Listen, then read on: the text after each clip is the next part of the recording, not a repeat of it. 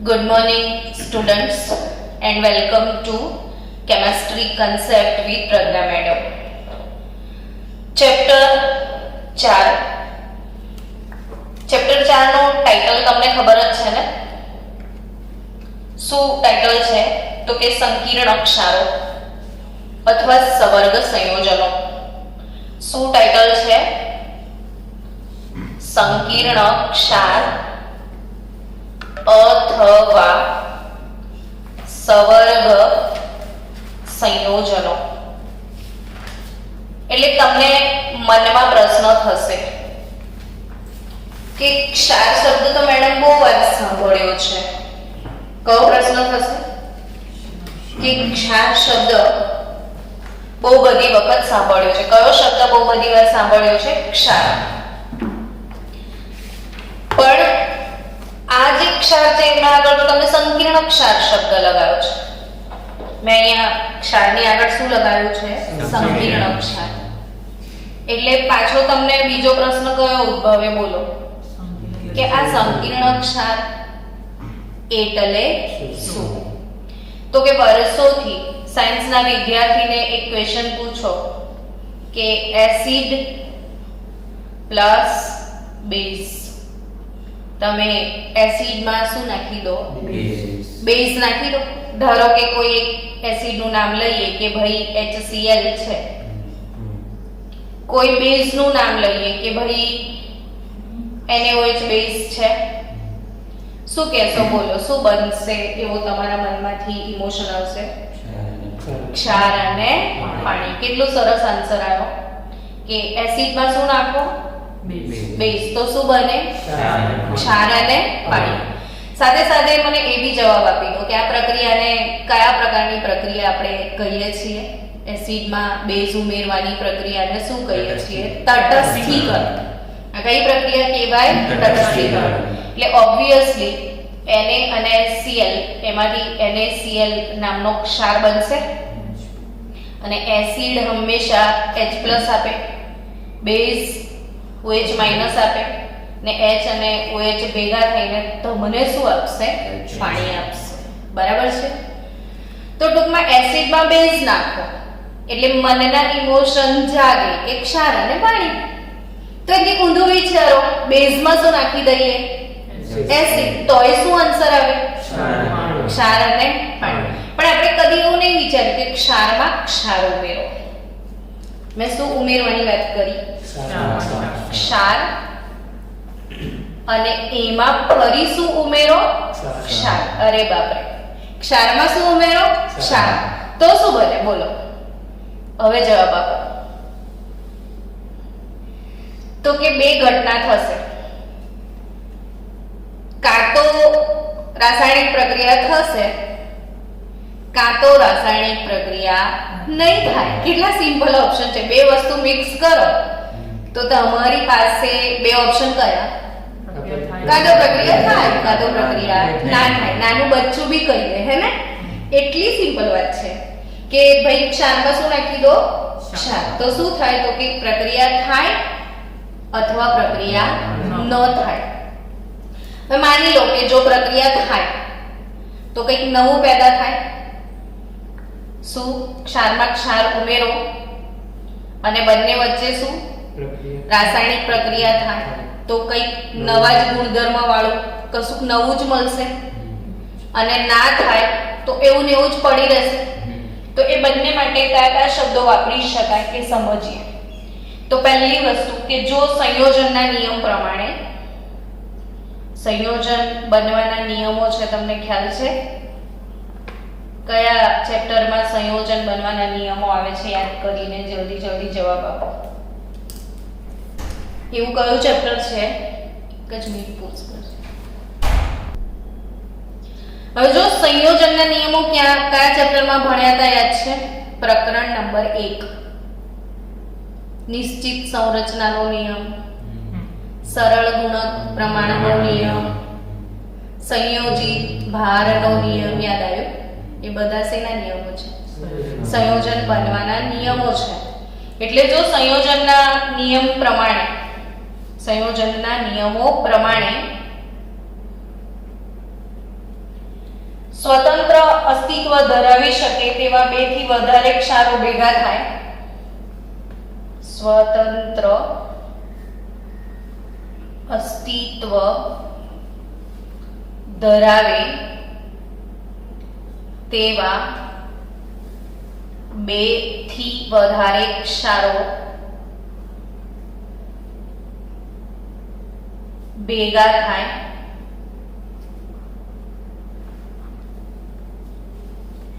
મૂળ ક્ષારોના ગુણધર્મો જાળવી રાખતો ક્ષાર બનાવે, ભેગા થાય અને મૂળ ક્ષાર જે પણ છે એના ગુણધર્મો જાળવી રાખે તેવો ક્ષાર બને. તો એવા ક્ષારને શું કહેવામાં આવે છે એ સમજી લો. તો એ ક્ષારને કહેવાય દ્વિક્ષાર. શું કહેવાય? દ્વિક્ષાર. એટલે ફરી સમજીએ શાંતિથી. તમને બધાને ખબર છે કે NaCl બન્યો છે. તો NaCl નામનો જ્યારે ક્ષાર બને છે ને બચ્ચાઓ, ત્યારે એને પોતાનો એક ઇલેક્ટ્રોન ગુમાવીને અષ્ટક પૂર્ણ કર્યો છે. Cl એક મેળવીને અષ્ટક પૂર્ણ કરે છે. આખા આવર્ત કોષ્ટકમાં તમામ તત્વોને શું ઈચ્છા હોય છે કે અષ્ટક પૂર્ણ કરીએ. હવે અષ્ટક પૂર્ણ કરવા માટે એ લોકો શું કરે? કાં તો ઇલેક્ટ્રોન ગુમાવે, કાં તો મેળવે, કાં તો ભાગીદારી કરે, કશું બી કરીને સંયોજન બનાવે કે ના બનાવે. એટલે આપણે તો એવું જ વિચારીએ ને કે NaCl સંયોજનના નિયમ પ્રમાણે બન્યો છે, એનામાં અષ્ટક પૂર્ણ છે, એટલે હવે એ તડફડિયા મારતો નથી, બહુ જ સ્થાયી પદાર્થ છે, સંતોષી થઈ ગયો કે નહીં, બધું એના જીવનમાં સારું ચાલી રહ્યું છે. તો એવો કોઈ ક્ષાર કે જે સંયોજનના નિયમ પ્રમાણે સ્વતંત્ર અસ્તિત્વ ધરાવી રહ્યો છે, એવા જ ક્ષારને બીજા ક્ષારમાં નાખી રહ્યા છો તમે. બંને ક્ષારો સ્વતંત્ર અસ્તિત્વ ધરાવે તેવા જ છે ને, ક્ષારમાં તમે શું ઉમેરી દીધું? ક્ષાર. અને એ 2 થી વધારે ક્ષારો ભેગા થયા, હવે કોઈ નવો ક્ષાર બન્યો. તો એ નવા ક્ષારની અંદર જે જૂના ક્ષારો છે એ પોતાના મૂળ ગુણધર્મો જાળવી રાખશે. શું કીધું મેં? નવો ક્ષાર તો બનશે, પણ એમાં જે જૂના ક્ષાર છે એ પોતાના ગુણધર્મો જાળવી રાખે. તો એવા ક્ષારને શું કહેવાય? દ્વિક્ષાર. હવે આપણે પહેલા અહીંયા દ્વિક્ષાર વિશે જ સમજીએ. અહીંયાની ઓપોઝિટ ડાયરેક્શનની વ્યાખ્યા છે ને, એક કામ કરીએ, પહેલા આ ડાયરેક્શનની વ્યાખ્યા લખી લઈએ, સંકીર્ણ ક્ષાર, ને પછી આપણે પાછળના પેજ પર દ્વિક્ષાર અને સંકીર્ણ ક્ષારનું અલગ અલગ ડિટેલિંગ શરૂ કરીએ. તો સંકીર્ણ ક્ષાર કોને કહીએ એ સમજીએ. પહેલું જે તમે ભણ્યા વ્યાખ્યા કોના માટે ભણ્યા? દ્વિક્ષાર માટે, કે 2 ક્ષારમાં ક્ષાર ઉમેર્યા તમે, 2 ક્ષારો ભેગા થયા, એમના વચ્ચે કોઈ રાસાયણિક પ્રક્રિયા થઈ નથી, પણ એક ક્ષારો ભેગા થઈને કોઈ ત્રીજો ક્ષાર મળે છે, પણ એમાં પેલા બંને ક્ષારના મૂળ ગુણધર્મો જળવાય છે. એની હજી વધારે ડિટેલ આપણે સમજીએ છીએ આગળ. પણ આનાથી ઊંધું, કે જો 2 ક્ષાર ભેગા થાય,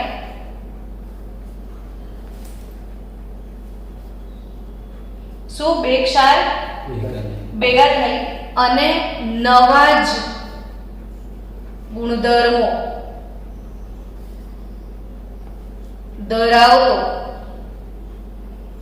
ક્ષાર બને,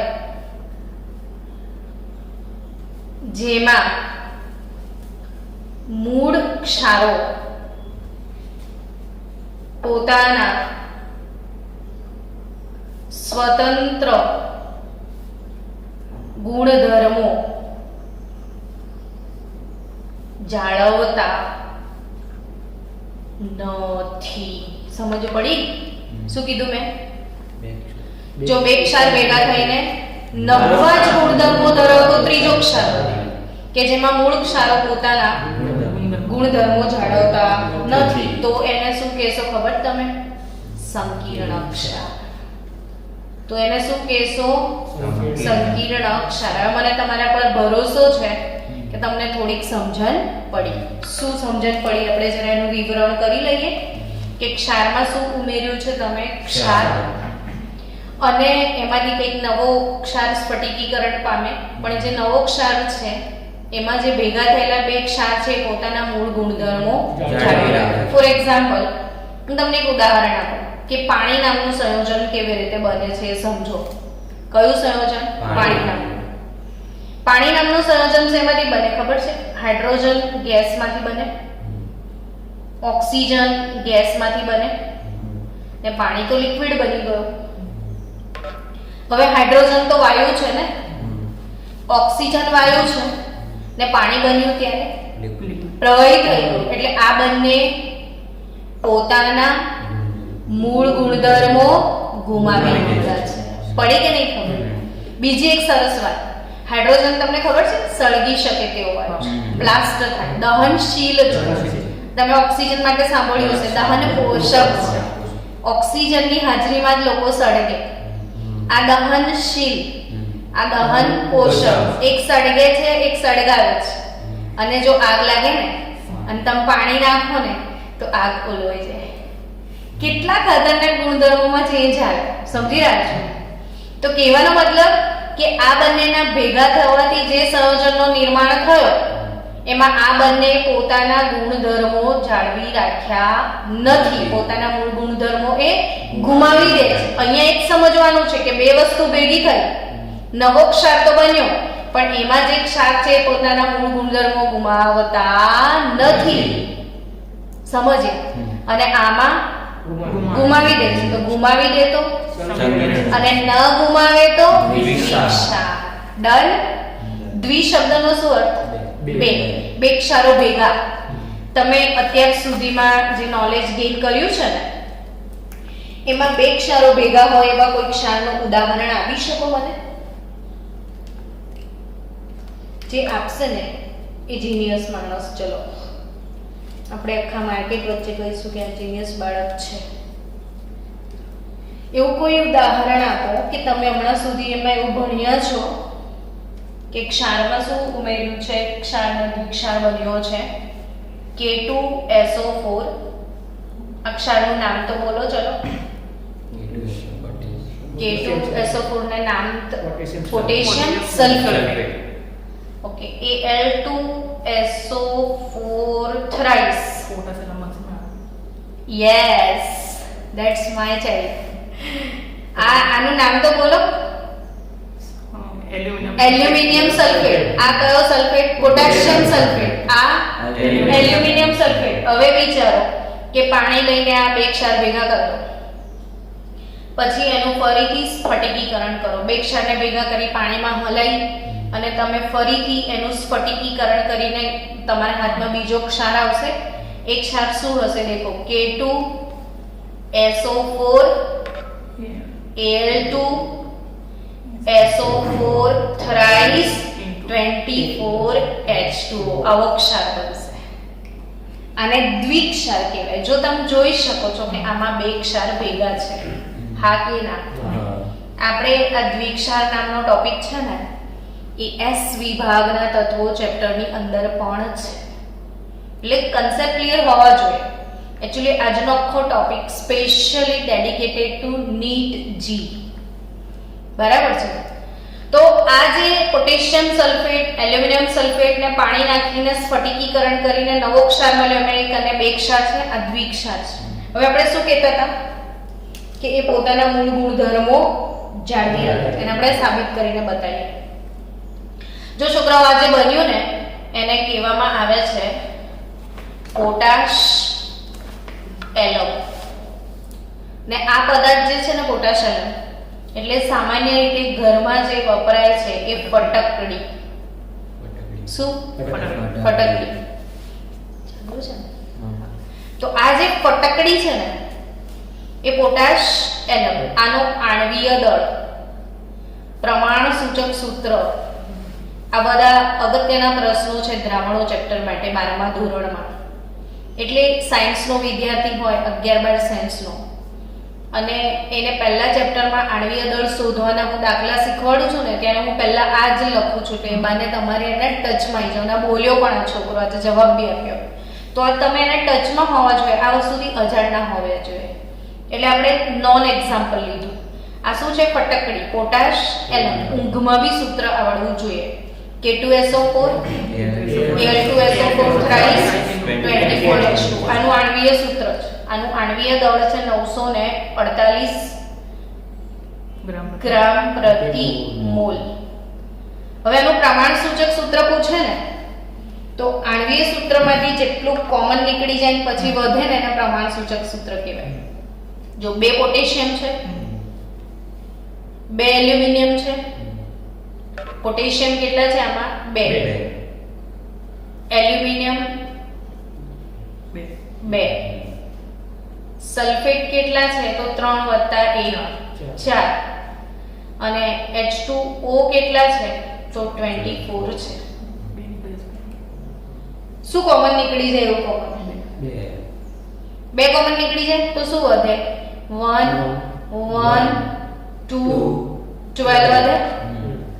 તો K 1 Al 1 SO4 2 ને 12H2O. આનું કયું સૂત્ર? પ્રમાણ સૂચક સૂત્ર. આ બી તમારે હંમેશા યાદ રાખી લેવાનું. કયું સૂત્ર? પ્રમાણ સૂચક સૂત્ર. અને હવે એનું દળ એને સૂત્ર દળ કહેવાય. તો ઓબ્વિયસલી તમે 2 કોમન કાઢ્યા હતા ને તો 948 ભાગ્યા 2 કરી દેજો તો 474 ગ્રામ પર ફોર્મ્યુલા તમને એનો ફોર્મ્યુલા માસ મળશે. તો આ ફોર્મ્યુલા માસ પ્રમાણ સૂચક સૂત્ર દળ આ બંને વસ્તુ આના માટે અગત્યની છે. ઓકે, હવે આપણે આમાં આગળ વધીએ આપણા પ્રોગ્રામ તરફ કે આ જે ક્ષાર બન્યું, હવે આ ફટકડી હોય ને એ ફટકડી એટલે પોટાશ એલમ એને શેમાં ઓગાળી દો? પાણીમાં. શેમાં ઓગાળી દો? પાણીમાં ઓગળે ને એટલે ફટકડીનું તમને દ્રાવણ મળી જશે. હા કે ના? શું છે આ ફટકડીનું દ્રાવણ? છે મૂળ દ્રાવણ. હવે આ ફટકડીનું જે મૂળ દ્રાવણ છે એમાં K+ હાજર છે કે નહીં? એલ્યુમિનિયમ હાજર છે કે નહીં? સલ્ફેટ હાજર છે કે નહીં? એના ટેસ્ટ પરફોર્મ કરવા જોઈએ. તમે લેબમાં પ્રેક્ટિકલ કરવા જશો ને હવે તો તમને આવા પ્રેક્ટિકલ આવશે કે કોઈ પણ આવો ક્ષાર આપ્યો છે, ધારો કે K2SO4 આપ્યો છે તો તમારે એમાં ધનાયન કયો છે અને ઋણાયન કયો છે એ શોધવાની ભીની કસોટીઓ કરવી પડશે. એટલે તમને બોર્ડની પ્રેક્ટિકલ એક્ઝામમાં આવા અજ્ઞાત ક્ષાર આપશે ને તમારે એની કસોટીઓ કરીને શોધવાનું છે કે અંદર ધનાયન કયો છે અને ઋણાયન કયો. સમજી રહ્યા છો? એને પૃથક્કરણ કહેવાય. તો એનું પૃથક્કરણ કઈ રીતે થાય? કસોટી આજે મોડે કરી લેજો કે મૂળ દ્રાવણ લેવાનું, ફટકડીને પાણીમાં ઓગાળી દીધું, દ્રાવણ લીધું. હવે ઓગાળ્યા પછી એમાં શું નાખશો? K+ જાણવો છે તો પિક્રિક એસિડ નાખવાનો હોય છે. શું નાખવાનું હોય છે? Picric acid. ચલો, પિક્રિક એસિડ નામના શબ્દથી અવેર થયા તમે? ઓર્ગેનિક કેમિસ્ટ્રીમાં પિક્રિક એસિડ આવશે. પિક્રિક એસિડ એટલે આપણે બેન્ઝીનના વ્યુત્પન્નો વખતે શીખાયું હશે મેં તમને કે આ શું છે? બેન્ઝીન. એના પર હું OH મૂકું તો ફિનોલ અને 1 2 3 જગા પર NO2 તો 2 4 6 देखो 2 4 6 ટ્રાય નાઇટ્રોફિનોલ એટલે પિક્રિક એસિડ. આ લેબમાં હોય છે. હવે જ્યારે લેબમાં જાવ ત્યારે જોજો કે પિક્રિક એસિડ શું છે. તો મૂળ દ્રાવણમાં શું નાખો? Picric acid. અને પીળા અવક્ષેપ મળે. કેવા અવક્ષેપ આવશે? પીળા અવક્ષેપ. તો એ પીળા અવક્ષેપથી સાબિત થશે કે તમારા દ્રાવણમાં K+ હાજર છે. શું હાજર છે? એટલે કોઈ અજ્ઞાત દ્રાવણમાં પોટેશિયમ આયન હાજર છે કે નહીં એને ઓળખવા માટેની કસોટી છે કે તમારા દ્રાવણમાં શું નાખો? Picric acid. ને કેવા અવક્ષેપ આવે? પીળા અવક્ષેપ. આપણે ટેસ્ટ ટ્યુબ હોય ને, ટેસ્ટ ટ્યુબ જોઈ છે ને લેબમાં, એ ટેસ્ટ ટ્યુબમાં આમાંથી થોડુંક દ્રાવણ લેવાનું, જરાક જ, અને એમાં તમારે શું નાખવાનું છે? આ પિક્રિક એસિડ. તો નીચેના ભાગમાં કેવા કલરના અવક્ષેપ આવશે? પીળા કલરના. આપણે પીળા કલરના અવક્ષેપ શોધીએ છીએ કેવા અવક્ષેપ આવશે? પીળા કલરના. તો તમારે સમજવાનું કે K+ હાજર જ છે. યાદ રહી કસોટી? મૂળ દ્રાવણ વત્તા શું? કેવા અવક્ષેપ આવે? પીળા આવશે. ફટાકડીનું સૂત્ર યાદ રહ્યું? K2SO4 Al2SO4 24H2O. ચલો હવે બાળકો આગળ વધીએ. K+ હાજર છે કે નહીં એ કસોટી તમે કરી લીધી. હવે કોને માટેની કસોટી? એલ્યુમિનિયમ 3 માટે. તો ટેસ્ટ ટ્યુબમાં ફરીથી થોડુંક દ્રાવણ લઈ લો. શું કહેશો એને? મૂળ દ્રાવણ કહીશું. મૂળ દ્રાવણમાં તમારે એલ્યુમિનિયમની કસોટી કરવા માટે શું નાખવાનું હોય છે? NaOH. લેબમાં જશો ને તો તમારા ટેબલ આગળ બહુ બધી બોટલો પડેલી હશે. લેબમાં ગયા છો ખરા? તો ટેબલ પર જે આખી રેક હોય છે ને એનામાં 10-12 બોટલો હશે. એને ટેબલ રિએજન્ટ કહેવાય. એમાં બધું હોય જ. તો એમાં શું નાખવાનું છે તમારે? NaOH. તો ગુંદર જેવા ચીકણા સફેદ અવક્ષેપ મળશે. કેવા રંગના અવક્ષેપ આવે? સફેદ અવક્ષેપ. અને તમે ટેસ્ટ ટ્યુબ આમ ખાલી કરશો ને પછી જો ભૂલથી હાથમાં અડી જશે ને તો હાથ આમ ધોઈને થાકી જશો. ચીકણા થઈ જશે. તેલ કેવું ચોટે એવા ગુંદર જેવા ચીકણા અવક્ષેપ આવશે. કેવા રંગના? સફેદ અવક્ષેપ. તો એ કોની કસોટી છે?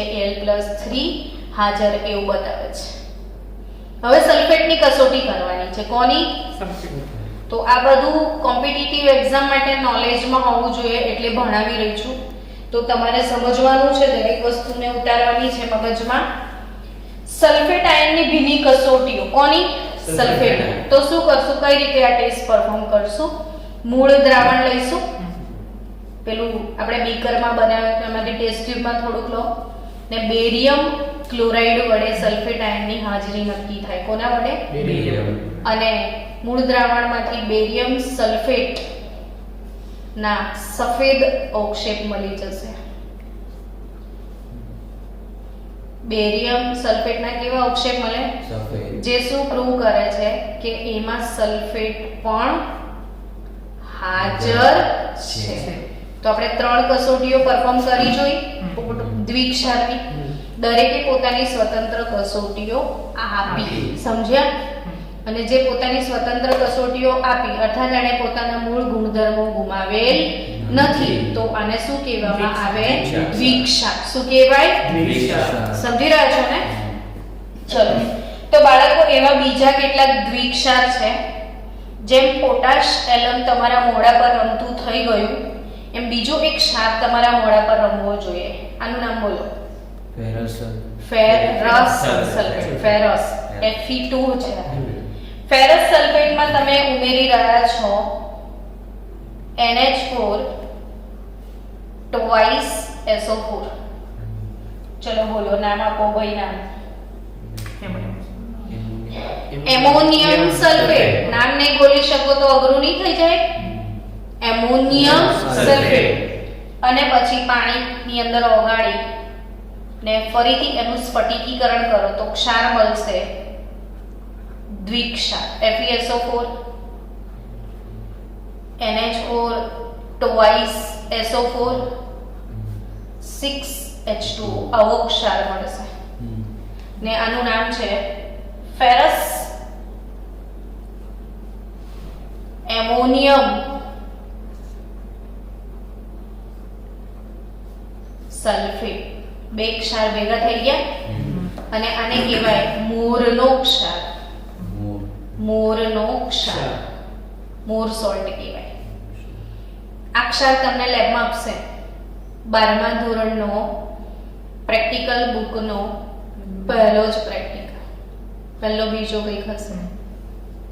તો આ ક્ષાર તમારે આવશે ત્યારે તમારે એનો આણ્વીય દળ ગણવાનો આવશે, તુલ્ય દળ ગણવાનો આવશે. તો અહીંથી જ આપણે યાદ રાખીએ ફેરસ એમોનિયમ સલ્ફેટ, મોર ક્ષાર, FeSO4 NH4 twice SO4 6H2O. સમજી રહ્યા છો? એવી રીતે બીજો એક ક્ષાર છે KCl MgCl2 potassium chloride magnesium chloride, આ બંનેને ભેગા કરો ને સ્ફટિકીકરણ કરો તો KCl MgCl2 6H2O આવો દ્વિક્ષાર બનશે તમને, જેને ખનિજ કહેવાય છે કાર્નેલાઇટ. પોટેશિયમની ખનિજ છે આ કાર્નેલાઇટ. ડોલોમાઇટ પણ તમે સાંભળ્યું હશે. ડોલોમાઇટ ખનિજ સાંભળ્યું છે? શું બોલો ફોર્મ્યુલા? CaCO3 ને MgCO3. કેલ્શિયમ કાર્બોનેટ ને મેગ્નેશિયમ કાર્બોનેટ ભેગા થઈને દ્વિક્ષાર સ્વરૂપે આવે, એને આપણે શું કહે છે? ડોલોમાઇટ. તો ટૂંકમાં આ બધા શું છે ખબર પડી ખરી? દ્વિક્ષાર. શું છે આ બધા? દ્વિક્ષાર છે. અને આ દ્વિક્ષાર થી થોડાક આપણે આગળ વધીએ. બે ક્ષાર ભેગા કરવાથી કોઈ નવો ક્ષાર મળે, પણ એ પોતાના મૂળ ગુણધર્મો જાળવી રાખે, તો એને શું કહેતા હોય છે આપણે? દ્વિક્ષાર. આમાં તમે K+ ની કસોટી કરશો તો મળશે, Mg2 ની સ્વતંત્ર કસોટી મળશે, ક્લોરીન ની પણ સ્વતંત્ર કસોટી મળશે. આ લોકો પાણીમાં છૂટા પડી જશે. આ પણ એવું જ કરશે. પણ આપણે એનાથી અલગ ક્ષાર વિશે હવે ભણીએ. એનાથી અલગ ક્ષાર શું હશે? તો કે કશુંક નવું બની જશે, ને કશુંક નવું બનશે તે પોતાના મૂળ ગુણધર્મો ગુમાવી દેશે. એવું શું એ સમજીએ. FeCN2 FeCN ને FeCN thrice. આ બંને વચ્ચેનો તફાવત કહી શકો તમે મને? આ બે છે ને 3 છે, તો તફાવત શું એમાં? Fe ની સંયોજકતા. આમાં Fe2 છે, આમાં Fe3 છે. તો આ ફેરસ સાયનાઇડ છે. શું છે? ફેરસ સાયનાઇડ, જેમાં Fe નું ઓક્સિડેશન અંક 2 છે ને આને શું કહેવાય? Ferric cyanide. તમને એ તો નોલેજ હશે જ કે Fe2 ને આપણે ફેરસ કહીએ છીએ ને Fe3 ને આપણે ફેરિક કહીએ છીએ. તો આવા બે ક્ષાર લઈએ, ફેરસ સાયનાઇડ અને ફેરિક સાયનાઇડ. હવે આ બંને ક્ષારમાં તમારે ઉમેરવાનો છે KCN, અને આ ક્ષારમાં પણ શું ઉમેરવાનું છે? KCl. આમાં ઉમેરો KCl ને આમાં શું ઉમેરો? KCl. તો આમાંથી આ ક્ષાર એક બીજો ક્ષાર, આ ક્ષાર એક બીજો ક્ષાર, તો કઈ નવો ક્ષાર બનશે. તો આમાંથી નવો ક્ષાર આ રીતે બને છે FeCN twice into 4KCN. આવા અણુસૂત્ર ધરાવતો એક ક્ષાર બને છે. અને આમાં શું બને છે? FeCN thrice into 3KCN. હવે ખરેખર અક્ષર આ રીતે આપણે લખ્યો, પણ ખરેખર શું છે અક્ષર? તો કે K4FeCN6. આવી રીતે આ ચોરસ કૌંસ જે છે ને, પ્રથમ આકર્ષણ વર્તુળ કહેવાય. આ ચોરસ કૌંસને શું કહેવાય? અથવા સવર્ગ સ્ફિયર કહેવાય. શું કહેવાય? સવર્ગ સ્ફિયર.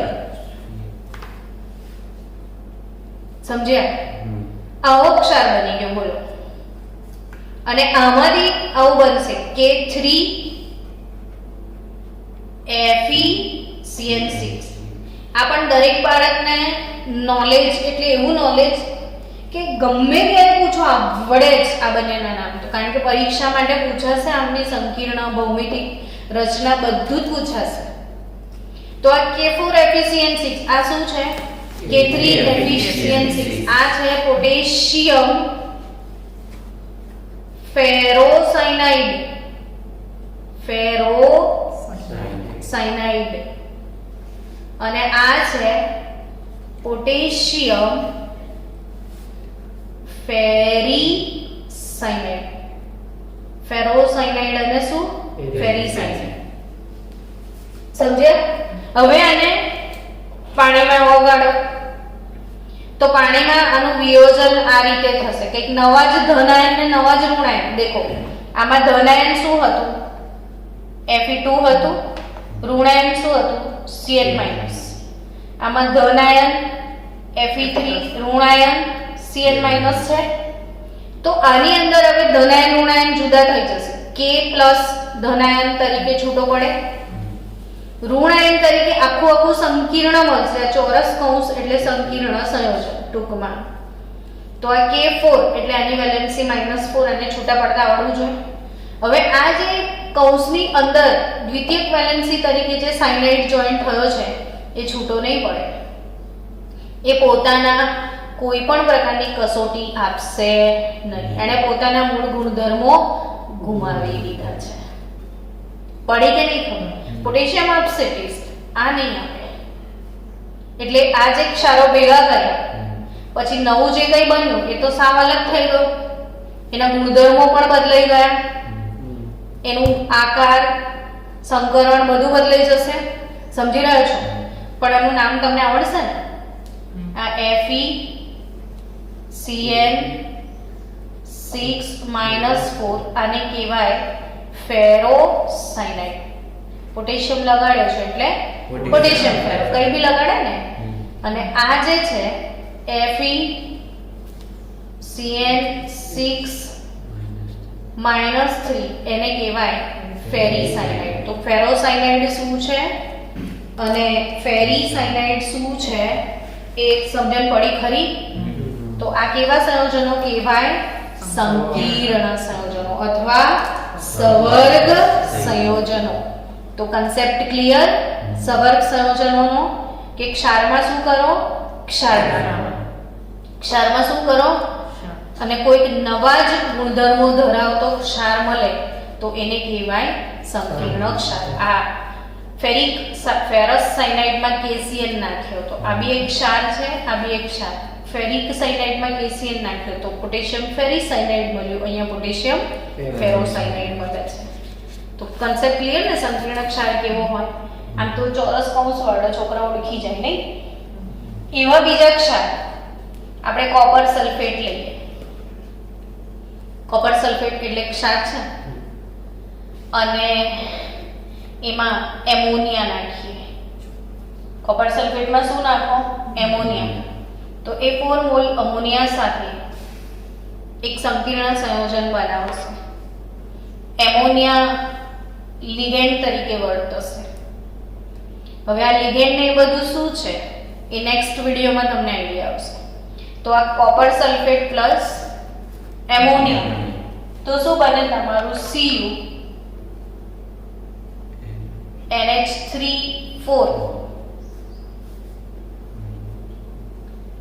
અને આ સલ્ફેટ એની દ્વિતીયક વેલેન્સી તરીકે બહાર રહેશે. તો CuNH3 SO4. સમજ્યા? આ 4 મોલ અમોનિયાએ આ કોપરની જે ખાલી કક્ષકો હશે ને, જો કોપરે 2 ઇલેક્ટ્રોન ગુમાવ્યા હતા. હલો, કોપરે +2 છે ને, 2 ઇલેક્ટ્રોન કોને આપેલા? સલ્ફેટ. અને એ લોકો વચ્ચે બંધ બની ગયો. પણ એને 2 ઇલેક્ટ્રોન ભલે ગુમાયા હોય પણ એના અંદર ડી કક્ષકો હશે ને એ ખાલી હશે. તો એ ખાલી ડી કક્ષકોમાં નાઇટ્રોજન પર જે અબંધકારક ઇલેક્ટ્રોન યુગ્મ હોય ને એનું એમાં દાન થઈ જશે, સંકરણ થશે ને કંઈક નવું પેદા થશે ક્ષાર. હવે આનું સંકરણ કેવી રીતે થશે, એનો આકાર શું છે એ બધું આપણે નેક્સ્ટ વિડીયોમાં ભણવાના છીએ. તો કોપર સલ્ફેટ + 4 અમોનિયા એક નવો ક્ષાર બન્યો. આને કેવો ક્ષાર કહેવાય? સંકીર્ણ ક્ષાર. એ રીતે કોબાલ્ટ ક્લોરાઇડ લો ને એમાં અમોનિયા નાખીએ તો કેવો ક્ષાર બનશે? તમે જાતે ગેસિંગ્સ આપો તો. આ જે કોબાલ્ટ છે ને એની ખાલી કક્ષકોમાં એમોનિયાના ઇલેક્ટ્રોન યુગ્મનું દાન થઈ જશે એટલે કોબાલ્ટ એમોનિયા જોડે બંધ બનાવી દેશે.